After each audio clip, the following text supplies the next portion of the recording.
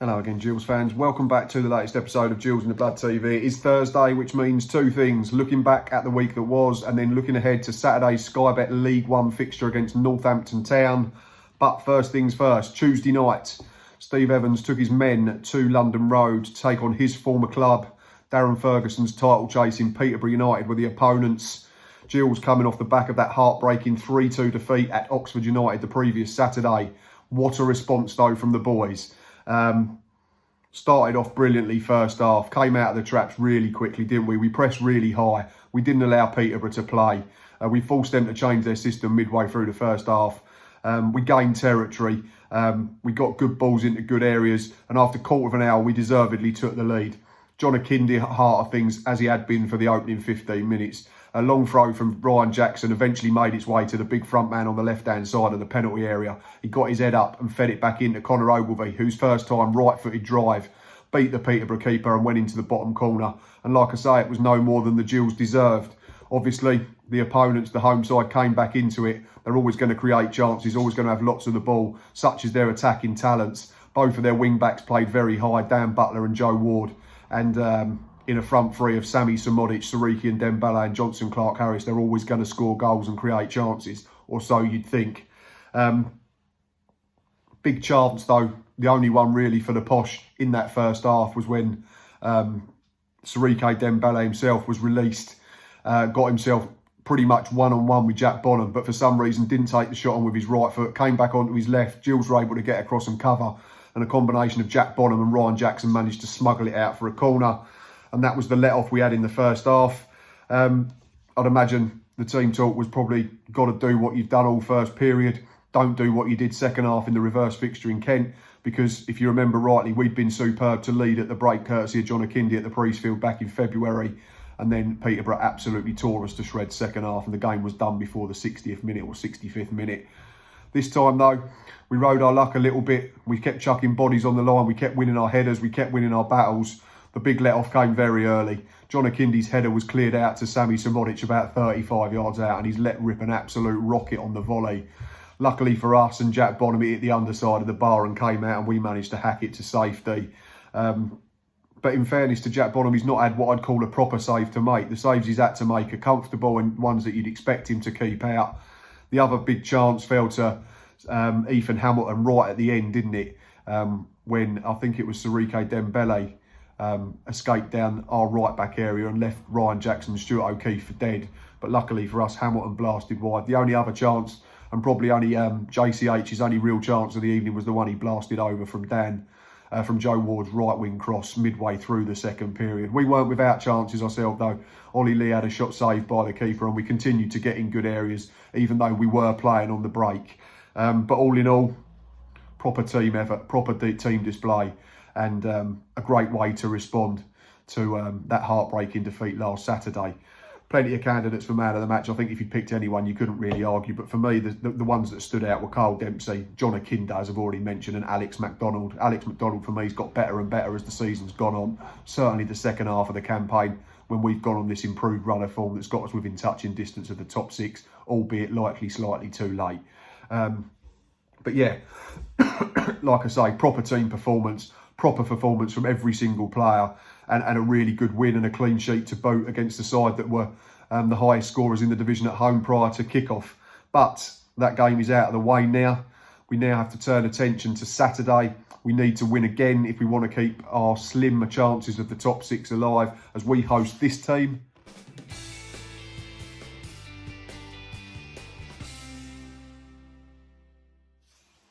Relegation haunted Northampton Town are in town, and if results don't go their way, if they get beat, they could be relegated by 5 p.m. So it'd be interesting to see how they approach the game. But before I talk about the comparative form and the Gillingham perspective, I'm going to leave you with the thoughts of Charles, who is the host of the Cobblers to Me podcast, and he is going to give you all the intel on Northampton Town. Hi Matt, Charles here from It's All Cobblers to Me, the Northampton Town podcast for fans of the Cobblers. Thanks for inviting me to do this for you. I'm recording it before our midweek game, which is at home to Ipswich, but I'm sure even though Ipswich are in the form of, well, worse than us, I think, actually looking at it. I'm pretty sure they'll probably beat us comfortably. So I'm feeling pretty downbeat about this Saturday's game against the Gills. It obviously is the return of the Dane Oliver. And if the fans were in the ground, I'm sure we'd actually be wanting to applaud him and to say thank you for his service last year, although there has been a little bit of murmurings of discontent over the fact that he chose to move to Gillingham rather than stay with us. But I guess money talks, and we obviously didn't offer him either enough of that or a long enough contract for stability purposes. Regardless of what it is, he moved on and he's with you and doing a fantastic job by the looks of it. Our season obviously hasn't been too great. Yes, we did beat you last time out at Sixfields around about December, but it's just not been that great. And I wouldn't be surprised if it's not confirmed that we're pretty much relegated mathematically by the time that 5 o'clock rolls around on Saturday and you've handed us another defeat. In terms of style, it has changed a little bit. We like to pass the ball a little bit more than we did in that win over you at Sixfields. Since Keith Curle's left, John Brady has instilled a little bit more of a passing culture, although I don't think we're quite good enough to basically just wipe teams off the floor with our passing skill or anything like that. So it's a little bit difficult to say that the style has changed completely. I think you'll notice a difference, but I don't think it's necessarily completely all change, so to speak. Our results recently just haven't gone our way. We've lost more than we've won. I think in our last 5 games, we've lost 4 and drawn 1, which obviously isn't very good. And I'm not too convinced that we're going to be able to change that at all this week, as I said, at home to Ipswich on Tuesday or away at your guys' place on Saturday. Playing wise, our squad is just decimated by injury, but the reason why it's decimated is because the squad is only about 18 or 19 players full. We just have a very small playing budget, which led to a very small amount of players in the squad. And now that they're pretty much all injured, we've been operating with the same sort of 12, maybe 13 players max. John Brady came out in the week and said that a lot of the players that we've got have been essentially playing through the pain barrier, playing 60 minutes when they shouldn't be playing any more than 20. Some of them playing 90 minutes when they shouldn't be playing more than 45. And they're really having to do that because we've got to try and at least be competitive, even if we're not. The belief in the support has gone. Yes, there's still a handful of fans, I would say, that a bit like me, where you build it up as you get towards match day, as you get towards kickoff, the hope returns and you start thinking, well, what if we could do this? You know, actually the form isn't too bad and the performance hasn't been that awful. Maybe we can do it. And you know, 90 minutes later, you're back in the same place where you started, just thinking to yourself, nah. Why did I get my hopes up over this? Why did I do this? Why didn't I get my haircut done before this video? It's the same old every week. I think we're a League 2 club on and off the pitch. I'm really worried about next season at the moment in regards to whether we're going to have any players good enough to compete at that level. I don't think we were going to have the finance to come back up next season straight away. And I worry for the fact that the fan base seems to be turning in on itself. There are noticeable tweets from people saying that blaming other fans for being happy clappers, rather than just sort of looking at it and saying, you know, let's point at what and find out what's actually wrong, what's actually going on. Is it the fact that our owners just don't have enough money in their pockets?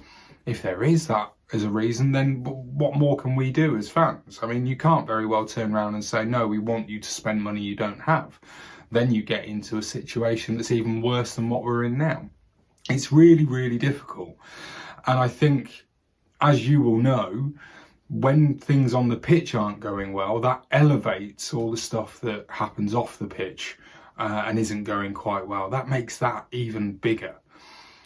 In regards to the game on Saturday, okay, we're looking to try and take another 3 points off you guys, but you're playing well. I know your playoff hopes have maybe been dashed now, but you've done really well to get to, so far into the season and still be within that chance. I didn't have Gillingham as being anywhere near the top 7, let alone the top 10 this year. So to get where you are, I think is fabulous. It is fantastic. Dane Oliver is obviously going to be going all out to try and beat his former side. And to be honest, I just don't know how it's going to go. I can see us getting bullied by your front two. I can see us trying to pass it, and I can see us also looking like the better side for maybe about the first half an hour. But after that, all it takes is one sloppy error from us or one good piece of work from you guys, and you'll have a goal, and that will pretty much be us dead in the water.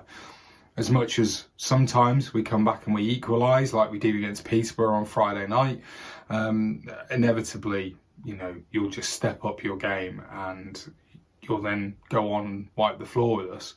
I know that sounds really, really pessimistic, and I just can't help it. It's just the way that I am built as a Cobblers fan.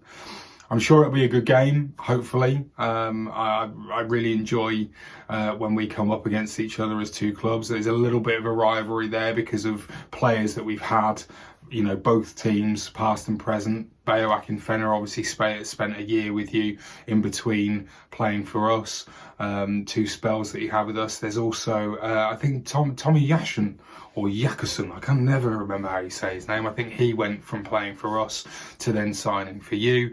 So there's a little bit of needle with that. But I mean, look, as much as you've got no roof on that stand, I always love going to it. It just is a great day out in the Kent sunshine or rain, as it normally is when we play you. But I think it'll be a good game. I'm looking forward to it as much as I can be. I'm expecting probably a 2-0 defeat. Cheers, Matt. All the best. Some excellent insight there from Charles. I appreciate you getting that video over to us, mate. I did also appear on his podcast on Wednesday evening, and that should be out on Friday. So keep an eye out for that. I had really good fun for a good 50 minutes talking to Charles and his co-host Dan about the game this Saturday. But yeah, looking at the comparative form of the two sides over the last 6, both have been pretty patchy. Gills have got 2 wins, 2 draws and 2 defeats, so that's 8 points from 18 available. Northampton, 2 wins, a draw and 3 defeats, so only 1 point less, 7 from 18 over the last half dozen. Gills on their own patch in the last 6 have been really good. It's 4 wins and 2 draws, unbeaten, leading to 14 points from 18 available. Cobblers may want to turn the volume down now if they are watching. In their last 6, they've picked up a solitary point. It's gone loss, loss, draw, and loss, loss, loss. So a horrendous away form. Haven't won on the road since November the 21st in League One. Have I just jinxed it? We shall find out on Saturday. Ryan Watson is their top scorer, 8 goals from midfield in the league. Sam Hoskins, the great shining hope at the moment in terms of keeping them up. He's got 6. Danny Rose, who they signed from Mansfield, he's got 4. But their big problem is scoring goals, and you can see that no one else has got more than 2 in the league all season, apart from them 3. They've only scored 38 goals in their 40-odd games in the league. Concede too many as well. It's not a great combination. But yeah, interestingly, there's quite a large ex-Gills contingent. They've got Steve Arnold, Michael Harriman and Mark Marshall on their books. All have played plenty this season. And they had 2 more that moved on in January. Ricky Holmes, remember him? He played loads of games for the Gills. And Joe Martin, former League 2 title winner in Kent. In terms of team news for us, obviously the big talking point Tuesday night was the fact that top scorer Dane Oliver was missing. But Steve Evans did confirm that the groin strain that kept him out of that game is minimal and he should be fit for the weekend. Does he come back in though? For me, no. I thought John Akindi was absolutely superb on Tuesday night, and I know it's probably a bit daft leaving your top scorer on the bench, especially against his former club. But for me, if it's not broken, don't fix it. So I'd go with the same 11. Jack Bonham in goal. Back 4 of Ryan Jackson, Jack Tucker, Robbie Cundy and Connor Ogilvie. And then Stuart O'Keefe and Carl Dempsey protecting that defence. Jordan Graham, Ollie Lee and Alex McDonald supporting Big John Akindi. My bench would be Sacha Bastien, Tommy O'Connor, Robbie McKenzie, Henry Woods or Matty Willock, Tyreek Johnson, Dominic Samuel and the returning Verdane Oliver. Right, important question as always is score prediction.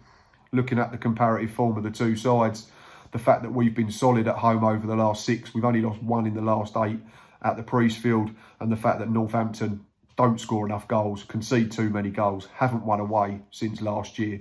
I'm going to go for a final score of Gillingham 2, Northampton Town 0, which may send the Cobblers down, unfortunately, from their perspective. My goal scorers are John Akindi and Jordan Graham. And yeah, fingers crossed, it just about keeps us in the hunt with the top 6 with a couple of games to play. Right, that is enough from me today. Enjoy the rest of your day. It's Friday tomorrow. We're getting very close to the weekend. Please continue to like and subscribe to the channel. Please keep checking us out on social media, Facebook, Twitter, YouTube and Instagram. Please continue to follow the Third Tier podcast, which I co-host at 8 PM every Monday. And don't forget to keep downloading the Fan Hub app. It is a brilliant app. It is certainly a game changer in terms of putting football fans first. Right, that is enough from me. As always, thanks for watching. I'll be back Friday evening or Friday afternoon with my new feature, which is going to be score predictions for the weekend games. So a little bit of general League One predicting rather than just Gillingham. And then I'll return on Saturday for the match day live. But until next time, up the Gills.